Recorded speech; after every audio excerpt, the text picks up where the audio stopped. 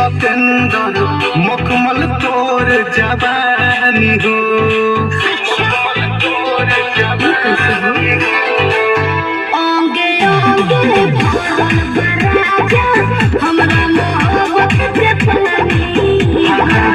पागल भइले देखी सतेंदर मखमल तोर जवानी हो।